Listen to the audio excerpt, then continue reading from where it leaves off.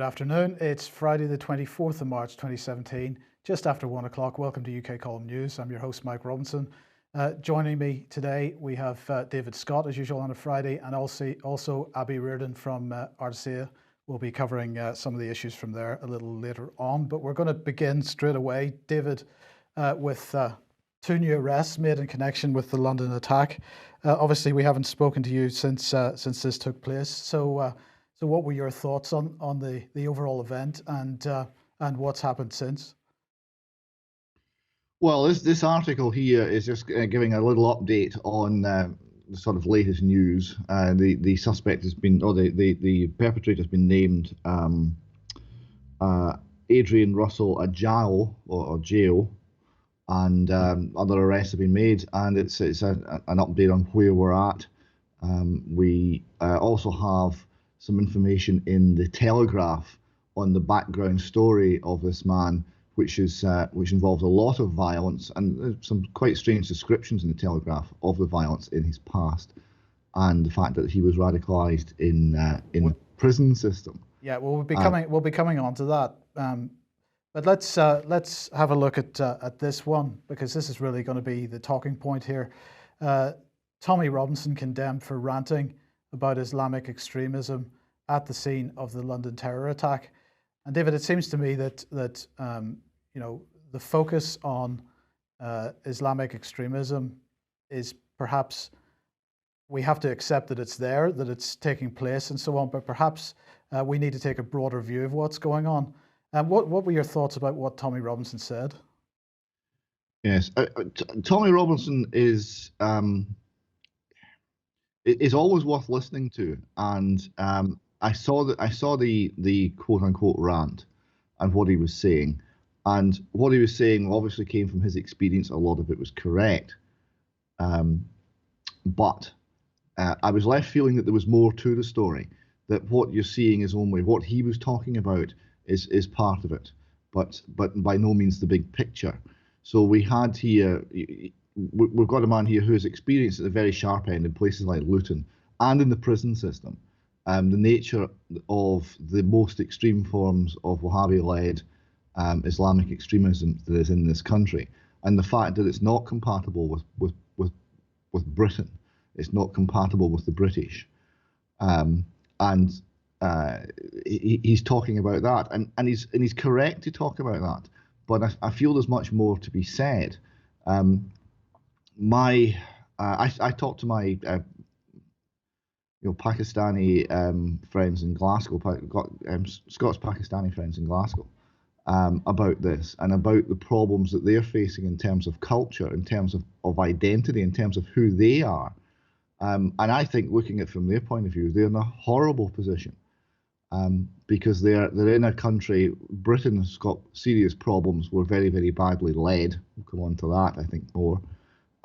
We have a problem where there's a breakdown in morality, and we have a serious society-wide problem, because society and the foundations of our society, family, church, faith, the relationship between employers and employees, all the things that used to stabilize the country, that used to bind us together, have all been under attack for decades. And we're seeing the effects of that in a society that no longer has any sure idea of itself. And then we've brought people in, been invited in, let's not forget, from different cultures. They've come into this as our own culture, as our own identity has rather fallen apart. And then they're being influenced by some of the most extreme Wahhabist preaching, often through the mosques, not always. And they've got to kind of make sense of this. I think it's an invidious position for them to be in. And I think I talk to them, and I sense fear. They're frightened that there'll be a backlash based on terrorist events like the one this week in London. But they're also frightened of the extremists within their own ranks. And they realise how dangerous these people are. And I think what we've got to do is find a way where the other voices from that community can be heard, and we can start to work out ways of winning the war of ideas that at the moment we appear to be losing. I mean, I think the thing that concerns me slightly about the focus on the focus on Islamic extremism and ignore everything else that's going on is that what you're looking at is a symptom and not the disease. And just to give a bit of substance to what I'm saying, and then I'll ask you for comment on this. If we look at what's going on in Syria at the moment, Mother Agnes, wonderful woman, but she's tweeting out, Syria is burning, Damascus, Hama, other provinces are burning, but mainstream media praise insurgents in Syria. But then she's asking, wasn't it an insurgent that attacked London? And she's saying that lies protect terror. And it's the protection of terror by the mainstream media, which is one of the things which kind of falls under the radar when we focus on only on Islamic extremism and ignore everything else that's going on. But what's going on in Syria at the moment is that 4 or 5 new ISIS fronts have been created in the last couple of weeks, just coincidentally, I say with slight irony or sarcasm perhaps, just coincidentally with the US boots on the ground invasion of Syria. And so it was clearly all timed to take place at the same time. And of course, this is part of what is generating this extremism in the first place. There's the fact that we bombed Iraq into the Stone Age, and we continue to kill civilians in that country. So another 200 dead as a result of US-led airstrikes on Mosul. There is the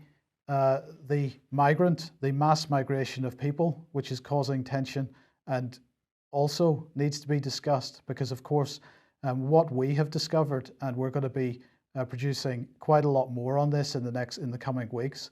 What we've discovered, and you discussed this last week on this program, David, the fact that, of course, we bombed Libya into the Stone Age as well.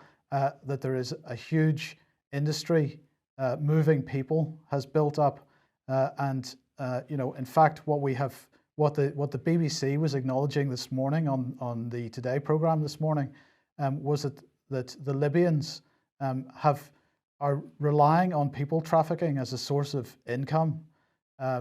So we are trafficking people to degrees that we have never seen before. And again, we have evidence of people trafficking and particularly child trafficking happening from Syria, involving organisations which have been supported by the British government to the tune of multiple millions of pounds. And we're going to be discussing that in much more detail in the coming days and weeks. So this is contributing to the problem as well. And as you said, this Telegraph headline, first picture of London terrorist, how Khalid Massoud went from football-loving teenager to Westminster attacker. And what they're pointing out in this article is that he was radicalised within the prison system. And again, this is something that the UK column has been highlighting for quite a long time, because within the prison system, we have the whole common purpose apparatus. We have a pretty disgusting regime in many prisons in this country, and people have nowhere to go. And as we discussed before the program, David, people are converting to Islam in prison just to avoid being beaten up or worse. So taking that as a whole, we have got to say that we as a people are contributing significantly to our own demise, if our own demise is going to be at the hands of Islamic extremism. Do you think that's unfair? No, I don't think it's unfair at all. The Libyan situation seemed to be the most extreme form of arrogance, that if we bomb and strafe a country and we take them out, then something will flower that we can presumably profit from. That was, I would imagine, the reason it was done. They do have oil. You're taking a country that was quite poor. Before they discovered oil, the major export from Libya was scrap iron from dragging World War II tanks out of the desert. But was stable and was peaceful. And whatever you think about the leader they had, people could go about their everyday lives and not be bothered too much. It's the arrogance we seem to have that the oppressive regime that we have in the West, increasingly oppressive regime that we have in the West, is somehow still a shining beacon of liberty. So much so that we can destroy other nations to make them more like us. And there is a backlash for that. And there is not only a moral cancer within our country, but it is most obvious at the very highest levels. It's most obvious in the top echelons of government, because power tends to attract the worst elements of a society. One of the problems of a system which has got so much centralized power as our system does now is you tend to have evil taking over that centralized power and using it for its own purposes. And then you have all the war on truth that we have going on. One of the things that the extremists point at is they point at places like Yemen, and they point at actions by Western governments, and they say, well, this is terrorism because you see the dead children, the dead women. This is terrorism every bit as much as what we are doing, and they have a point. The intervention into Iraq was mad and was monstrous, and it was preceded by sanctions which cost 500,000 Iraqi children's lives, but that was worth it according to Madeleine Albright. And the intervention into Libya was every bit as bad, and we seem to be generating problems, and we are, to some extent, simply being caught in the backlash. All the way through, you can trace the origins of this to Western political policy. Absolutely. So it is by design. Now, earlier on, we were discussing this, and the question was, well, what do we do about it? Perhaps the first thing we do is actually hold some people to account for some of the actions that we have taken in recent decades or recent years. Yes, never miss an opportunity to tell the truth is a starting point. You have to get some truth in there. We have to be honest about, for example, what the Blair government did. We have to be honest about the position that the Asian and Pakistani communities that we've invited to come and live in our country are in, and we have to be honest with them about how how we can all live together. Wouldn't an honest appreciation of what happened with Iraq in particular, wouldn't an honest way to tell the truth there be to perhaps arrest Tony Blair and hold him to account for in a court of law for what he did? I think it was inexcusable, because they decided before that they were going to war.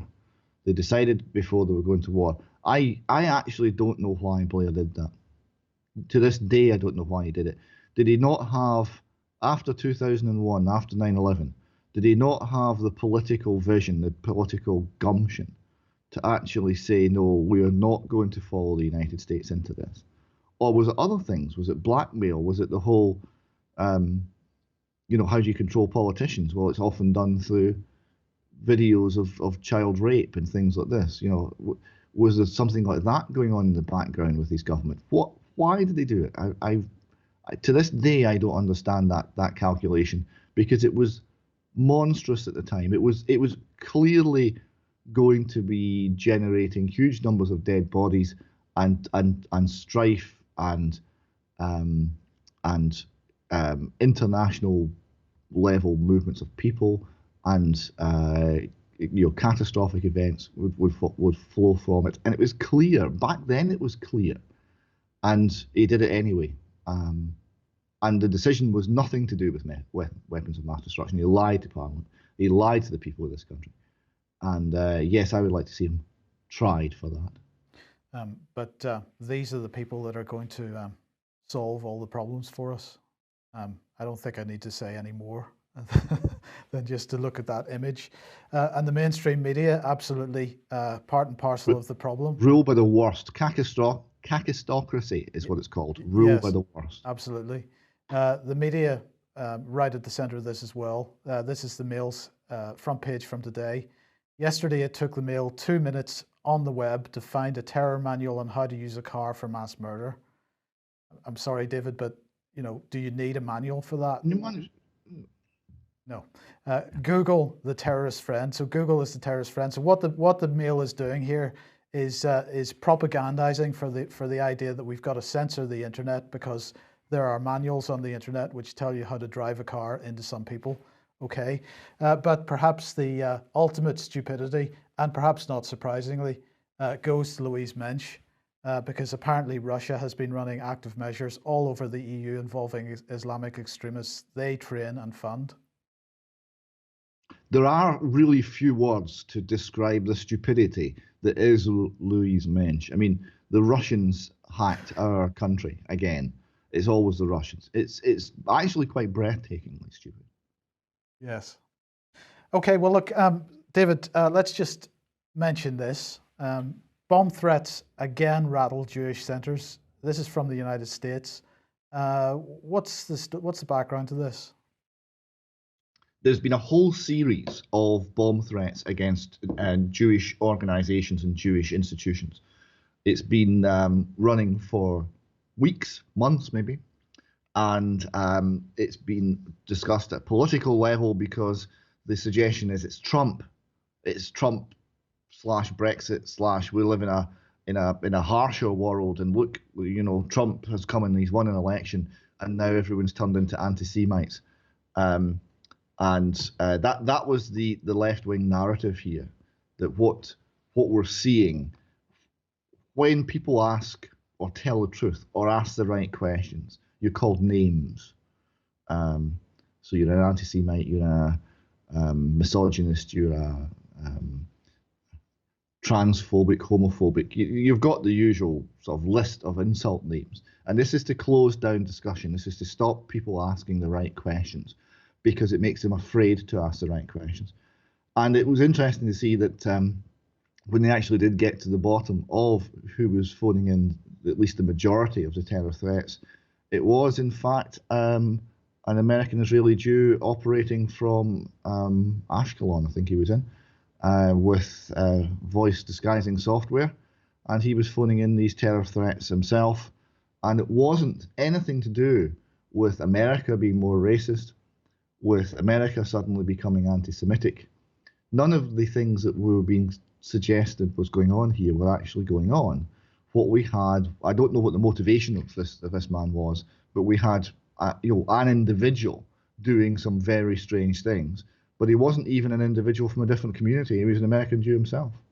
Well, if we just look at that Haaretz article here, an analysis, bomb threat suspect's identity embarrassing for Jews, but ultimately a relief. It may be a blow to Jewish pride and a political black eye to those who blamed the Trump camp for the threats. But this means that a fearful Jewish community can finally exhale. But the thing that put a real wry smile on my face was the next line, which said, "Is there anything worse than conspiracy theorists appearing to be right?" Yes. The conspiracy theorists are getting better and better, it would seem. It used to be, a suggestion that you were wearing a tinfoil hat, but now it seems to be a claim that you're going to be proved right in about 3 weeks. Yes. Okay, David, let's move on to Artesia then. So you take it away. Well, let's introduce Abby into events here. Good afternoon, Abby. How are you today? I'm fine. How are you? I'm very well, thanks. What I'd like to cover here is if we could just briefly describe for viewers what's been happening at Artesia, just the overview, and then I want to delve into how the community has been fighting back, and the community has been starting to hold people to account, and ask the right questions. So, first of all, if you could just give us a brief overview of what the dispute is at Artesia. Well, Scottish Water are trying to build a new wastewater treatment works right next to Fort George. And they're doing this to basically connect a new town, Tornagrain, up to the waste treatment works. This is causing massive disruption in our little community. We've got a small community. The pipe has to go through right at the front, so it's digging through people's gardens. and it's been very distressing. At the moment, they've only got planning permission to take the waste treatment plant to treat up to 8,000, just under 9,000 population equivalent, but they want to take it up to 58,000 population equivalent. So we're looking at this getting bigger and bigger and bigger. So we're really just trying to fight this whole thing to make sure that we can keep our beautiful area as beautiful as it is. Now, one of the strange aspects, and I was involved in this, helping one of the local landowners, house owners, property owners, defend their rights. One of the strange aspects of this was some of the land that the pipe goes through is private land, and Scottish Water are in denial on this, and they're trying to claim that it's somehow public land and not ask permission. So that's been this first slide up here, Mike, shows a notice that we sent to Scottish Water on behalf of the owners, and to make it clear who owns the land. So this was a case of using common law approaches, serving notice on people where you think there's a dispute coming, and starting a dialogue. And that got an initial response from the Scottish Water lawyers that, oh, no, you're wrong. But as we've discussed it with them, it's been quite clear that the property owners here are absolutely correct. They have title deeds, and Scottish Water's attempt to charge through their land is not going well. Could you sort of discuss a wee bit about how the sort of rights of the locals are being trampled or attempted to be trampled by Scottish Water? What's the approach in this sort of style of Scottish Water that you're dealing with? It's fairly consistent. For that particular couple, this has been really stressful. They clearly have title deeds to the land, and they have tried pretty much everything, saying, oh, you don't own it because you've not occupied the path. Just because you own a bit of land and you have deeds to land doesn't mean you occupy every bit of it. And we find that with everything. At the moment, there's 4 land issues where the pipeline needs to go through. There's 4 people that have objected, and they've all, had varying kind of conversations with Scottish Water, and it's extremely stressful. But this particular couple have really been through the mill, and actually it was yourselves that served notice on Scottish Water. Scottish Water didn't serve notice on them, and they have neighbours, and I think they have no intention of serving anybody notice, just going through the land despite them people having title deeds to it. Yes, Mike, if you could maybe fire right through to the last of those lists, you'll get a response from the Scottish Government regarding this.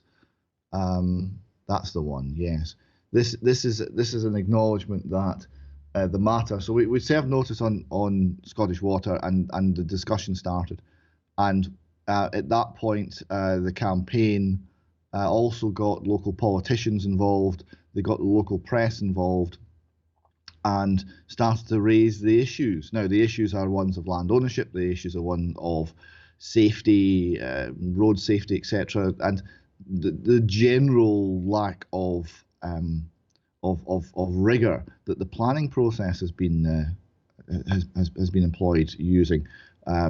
Everything seems to be a bit slipshod, overly rushed, and the result is that the community's been inconvenienced in many ways. So the efforts by the Ardashir Foundation to advertise and to make people aware of this problem has had some effect, because what this letter shows is that it's now been handled at ministerial level in the Scottish Government. So you're obviously getting noticed. I mean, there's a real lack of transparency with all their paperwork. We're asking for documents, and we're getting stonewalled. We're doing freedom of information requests, and we're really trying to, sort of build up the picture as to when this decision was actually made for this waste treatment works to come here. Now, officially, it was December 2007, but we found documentation and Ardashir being mentioned way before that, in 2006 even. And it just shows that there was no proper process, and the way the decision was actually made in December 2007 has to raise some really serious questions about the people that did the document, and the way they did it as well, to decide Ardisia was a place. I mean, the stakeholder meeting was actually called Ardisia Waste Treatment Works, as it was looking for a place for the waste treatment works to go. I think that's a little hint that it wasn't it wasn't impartial. Yes, yes. So the decision, the fix was in with the decision it would see, and you're now fighting. It's got planning permission, and one of the aspects here is what sort of response are you getting from the Highland Council, because they're obviously they've got a quasi judicial role here. They've got to administer the planning process, and there's quite a lot of authority and power vested in the planning authority to make decisions. So do you feel that the Highland Council is being an impartial referee on the pitch for you here? Absolutely not. No, we can't even get a response from the Highland Council about documents that they have, let alone Scottish Water. Every time we bring up an issue and we're saying, right, okay, this is a problem, Highland Council going straight to defend Scottish Water. They're not being impartial. If anything, as we've gone through the documentation, they've almost been acting as one, not as, Scottish Water being an applicant for a planning, for planning permission. They have really, in my opinion, bent the rules to make them be able to do what they're doing here. What we're looking at here is a very similar situation to, for example, fracking policy or the situation with the Bundys in the USA, where local authorities and corporations are collaborating to trample on people's rights. That's exactly it, Mike. That's the bigger picture, is that you have a situation where the community's united against this. There's no attempt to either recognise that or even meet people halfway and find a solution that will satisfy the local community.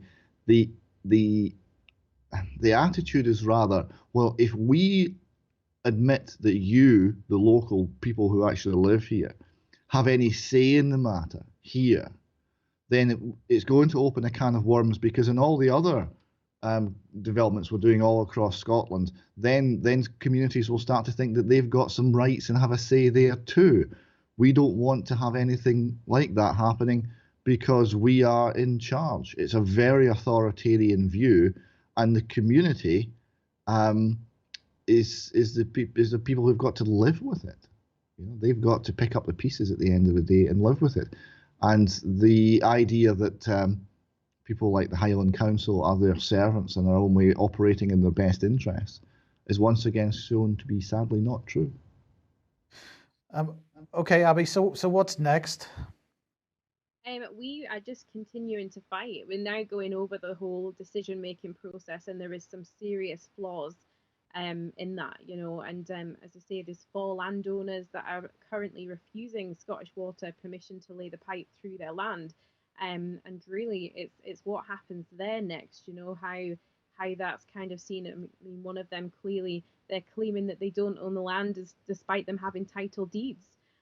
So for them, it's a very scary kind of situation just now when you have legal deeds to land, and despite you being able to prove that, they're still railroading through saying, no, we don't need to gain your permission because we're claiming you don't own the land, despite them having every bit of paperwork that shows that they do.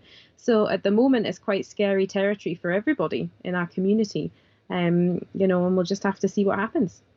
Okay. You have, Abby, had quite a lot of support from the local community policeman, though. He seems to be upholding the law. Is that correct? Yeah, I mean, the police have been absolutely fantastic. They have remained impartial, but we've been able to go to them with questions, and especially with this particular issue, he has said that without their written permission, they will remove them. If they haven't got the permission of the landowner and they start to carry out work on their land, they will be removed. And I hope that happens.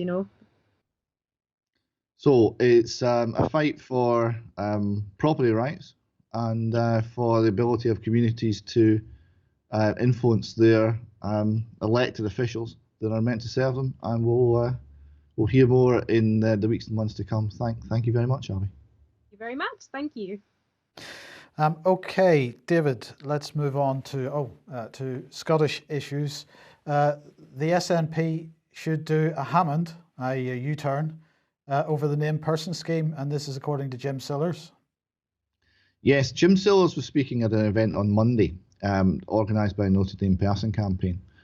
And it's quite interesting. So you've got the former deputy head of the SNP and the man who very famously won the Govan by-election for the SNP, speaking out very strongly and extremely eloquently against the named person scheme.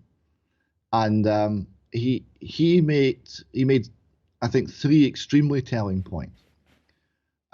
Firstly, that the political maturity that was shown by the Conservatives in realising that they'd made an enormous mistake over the budget and just ditch it, just don't do that, ditch it, is something that the excuse me, the current SNP administration in Scotland can't muster, because they always have to be right. There can be no turning back. There's only one way, and it's our way. Secondly, he made the point that the quality of the debate in Parliament, in the Scottish Parliament, in Holyrood, is extremely poor. That the Parliament only sits for very limited hours, and speeches and interventions from the members are very limited as to time. This is to make it child friendly. This is to make it women friendly. This is all good social justice warrior stuff. And of course, what it means is it doesn't work properly as a parliament. Things are not being scrutinised correctly. And he said he was absolutely astounded when he saw what was actually in the GIRFEC legislation in the 2014 Children and Young People's Act. He said he said that under no circumstances would that have ever got through Westminster, because the standard of scrutiny at Westminster is so much higher. So here you have a major problem over the nature and quality of what's happening at Holyrood. And the third point he made was, how are decisions really being made? And they're being made now by 3 people: Nicola Sturgeon, Peter Murrell, her husband, and the deputy leader, John Swinney. And that's what's running Scotland, those 3 people. And there is no further... What role does Nicola Sturgeon's husband play in Scottish politics? He's chairman of the party. Does he have any position in the government? No, none. Okay. So he's chairman of the party. The party is the party. And Jim Sillars, SNP grandee, and I mean, you're talking about a man who's got traditional left-wing views, and obviously supports Scottish independence. That's been his life's career, and he's talking about the Stalinist aspects of how the party that he joined and loved is now being run. He used the word Stalinist, and this keeps coming up. And it's not because people are trying to tar them as Nazis. It reflects how the small clique that's running the SNP is actually behaving. And there now seems to be 2 SNPs. There's as we interact with people who share the basic aspiration for an independent Scotland, they come in 2 types. They come in people who are reasonable, who want to discuss the issues, who appreciate the real challenges that would lie ahead for an independent Scotland, and have a realistic view as to what it will take to make a nation, and make a nation that works and can provide the necessary support for its people.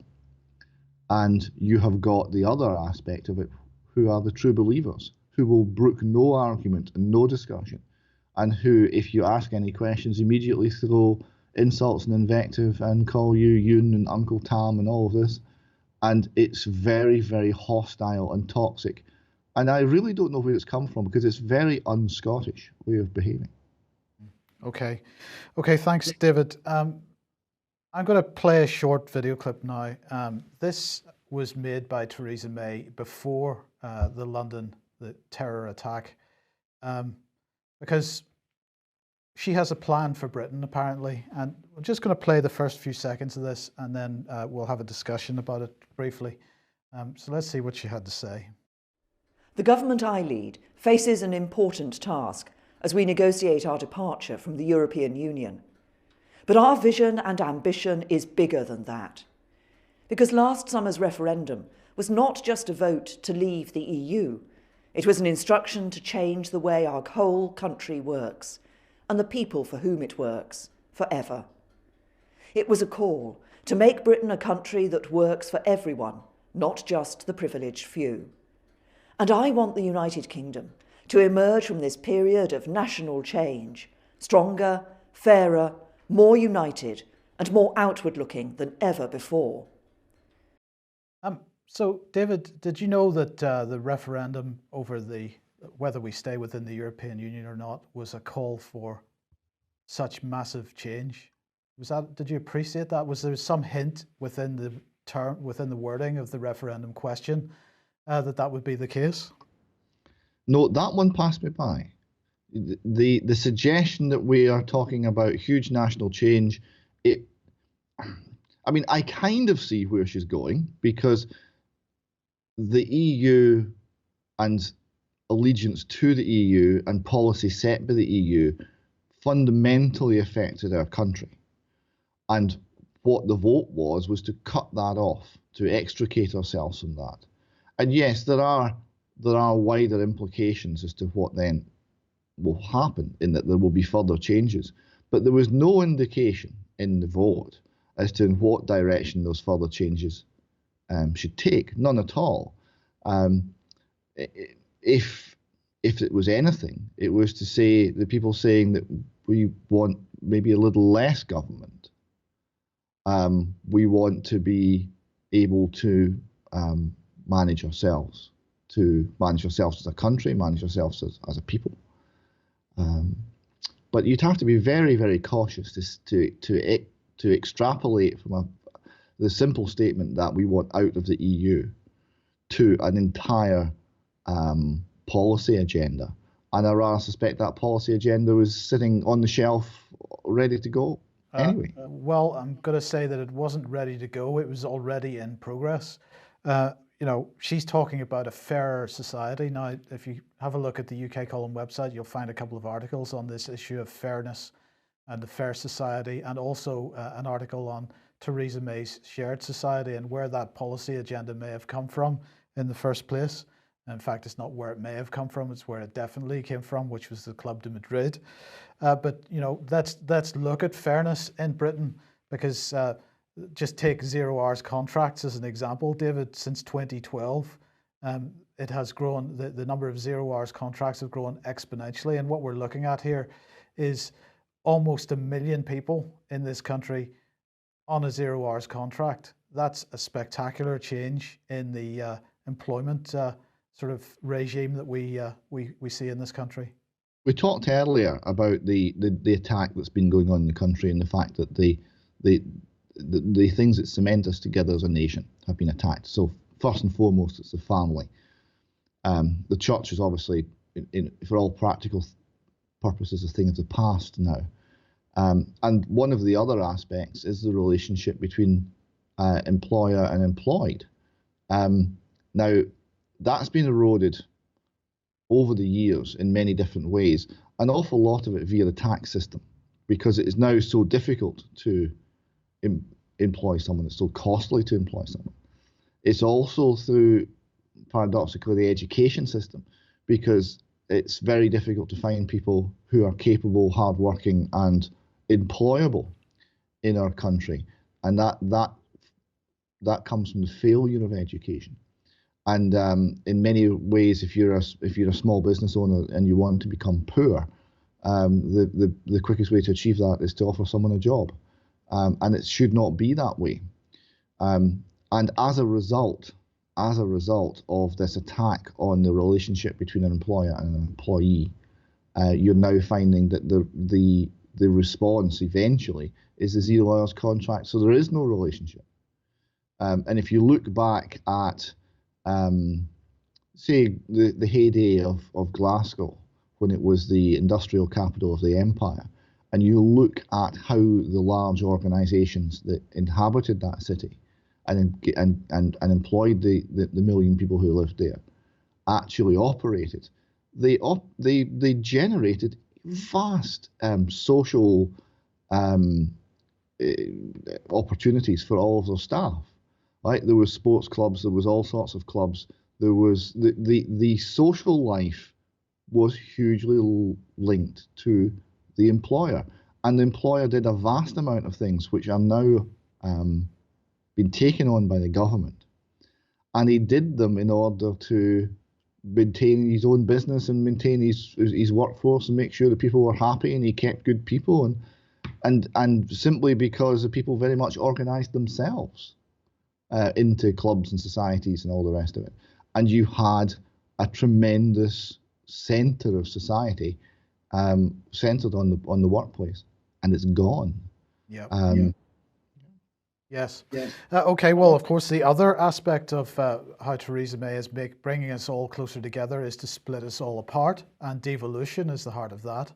And of course, you in Scotland are experiencing that, but if we're not just talking about national devolution here, we're talking about devolution at every level. And this is the latest one. Now, there are a load of devolution events going on in Manchester during this week, because obviously we're in the run-up to the election of the Metropolitan Mayor. And this is but it has to be said, this particular aspect of devolution, this particular event around this particular aspect of devolution isn't on the Eventbrite website, which is listing most of the other devolution events. This is about justice devolution. And they're saying here that devolution of justice event in Manchester this week. For those of us interested in public policy, when we hear mention of Manchester, our first thought over the last year or so has tended to be devolution. While devolution is in health and social care is now well established, justice devolution is still at an early stage of development. While we know the outline of the Justice Devolution Agreement in Manchester, its implications have yet to become clear, and they discuss what justice devolution is.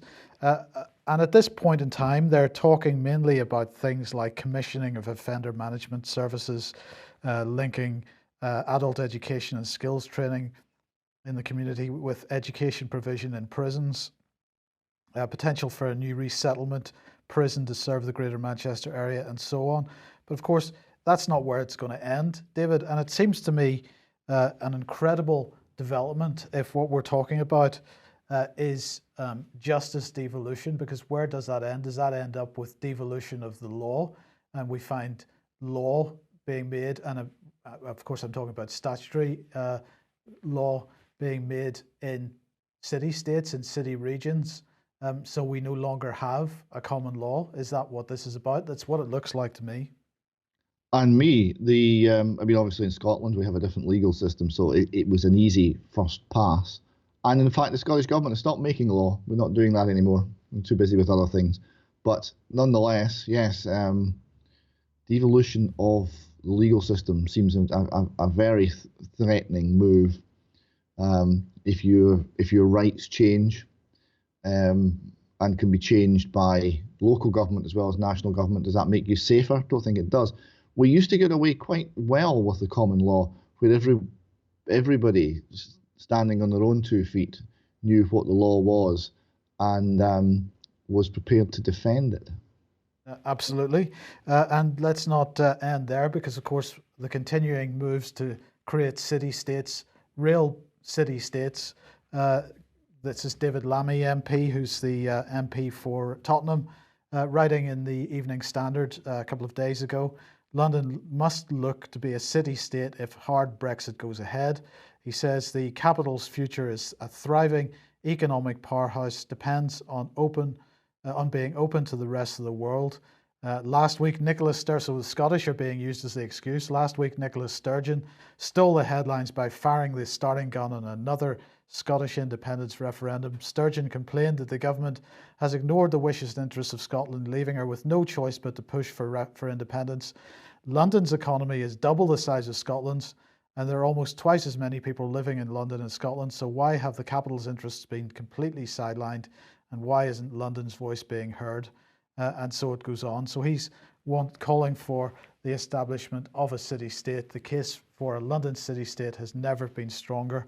And of course, this is not just his position. This is not just the position of people in local government and cities and city regions in the UK. This is government policy, and it's being pushed through as usual pushed to the government as usual by the typical NGO think tank sector. The Future Cities dialogue going on at the moment. Dialogue begins about what our cities will look like in 2040 and stresses need for infrastructure and getting smarter and all these kinds of things. And they're dressing this up as smart cities. But we're looking, as we've said many times, David, at a fundamental change in the relationship between us as individuals and our governance and the type of governance that we have. And, you know, devolution of justice, one example of that, but an extremely dangerous trend. This is the plan for Britain, the complete breakup of it as a nation. And to be honest, to sort of bring the program to the end, it seems to me that every community in this country, no matter what religion, color, creed they happen to be, should be recognizing the dangers that we're facing here and working together to sort of reverse this trend. We'll no longer be a nation. And that's going to be the last building block of identity to be removed. Family, church, your employer, but eventually you'll no longer have any identity in your nation either. You have Nicola Sturgeon's talking about inviting Scotland's not full. She's inviting all the English people who want to build a progressive, practical socialist utopia to come and live in Scotland, presumably before the cut-off date for being eligible to vote in the next independence referendum. And you've got the case of London, which is now an international city. It's not actually really an English city anymore. And I suspect we're going to see that all across Europe. You're going to see it in Cologne, you're going to see it in Paris. And there's going to be a great deal lost as a result. These cities were built by individual nations and had the character of those nations cemented into them. And if you internationalize them and you bring in people who have no particular identity or affiliation with the place, then I would have thought there's something very fundamentally changed about the places that you create. Absolutely. And let's remind people that, of course, at the end of 2016, October, I think it was the inaugural Global Parliament of Mayors. This is clearly something which a certain section of global governance sees as the future. Creation of what? Some kind of pan-national globalist governance model that we haven't seen before. We don't even entirely understand what form of governance it's going to be. And it's been done to us. And that's why we have to get out there. We have to talk to our fellow man. We have to build bridges to people in different communities. And we have to understand what's happening and start to push back. And we push back by asking the right questions. We push back with information. We push back with knowledge. We do have the internet. And we've also got the ability to talk to one another and be peaceful and show a bit of love and care for a fellow man. And we fight it one day at a time that way. Yeah, brilliant. Okay, well, thanks. That brings us to the end. David, just briefly, your talk with Gilad Atzmon is next week, I believe. Yes, it's on Thursday at 7 p.m. That's the 30th. It's in the Cabana in Seawood Street in Glasgow. And I hope people listening can make it along and join us there. And it should be very interesting. I think we're going to have a large and diverse and typically Glaswegian audience. There'll be a long Q&A. It's going to be an absolute hoot. Okay, thank you, David, and thanks to Abby Reardon for joining us as well. Thank you for watching, and we'll be back as usual at 1 p.m. on Monday. Have a good weekend, and we'll see you then. Bye-bye.